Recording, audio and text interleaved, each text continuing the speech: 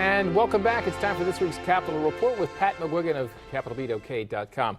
Pat, I know that you remain convinced that President Obama's deal with Iran will enable that country to develop nuclear weapons.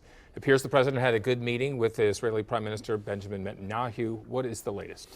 Well, Bibi, as his friends, family, and most Israelis call him, told President Obama that he still believes in a two-state road to peace, so they have some common ground there. In that respect, he might be more flexible than Pat McGuigan, who's concerned about the two-state formulation. I understand it. I understand the reasons for it, but I'm very concerned about it because of the Palestinian side's unwillingness to honor its agreements with Israel.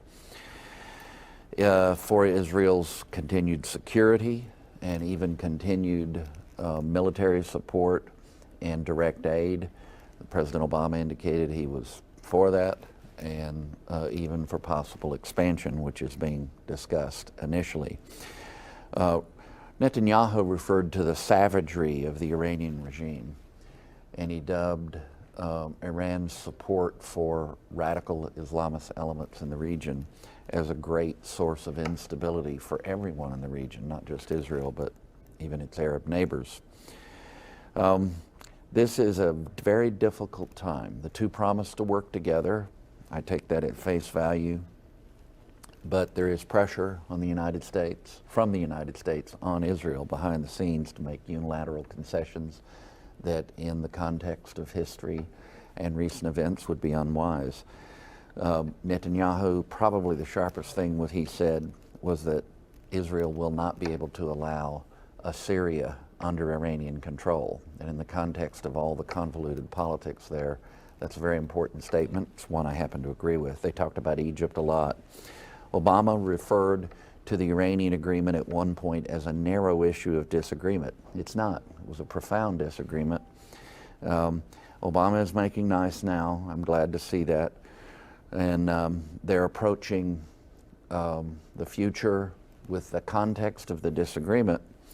I'm opposed to this deal. You have to remember that minorities only in both houses supported it. It was opposed by majorities in both houses of Congress. The only reason it's gone into effect is that everyone's pretending it's an executive agreement and not a treaty.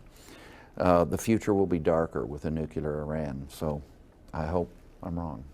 I hope so too. Right. You told me that what people are calling a November to remember is about more than football.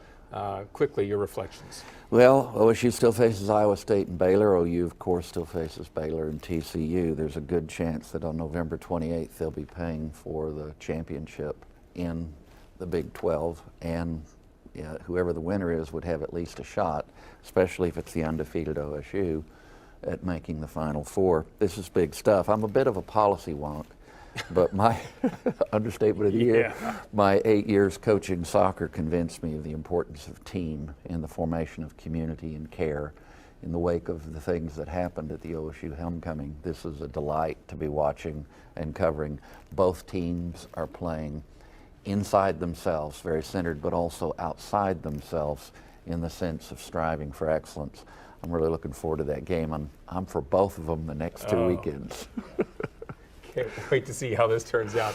You can read more about these and other topics at CapitolBeatOK.com. For Pat McGuigan, I'm Alex Cameron. Have a great day.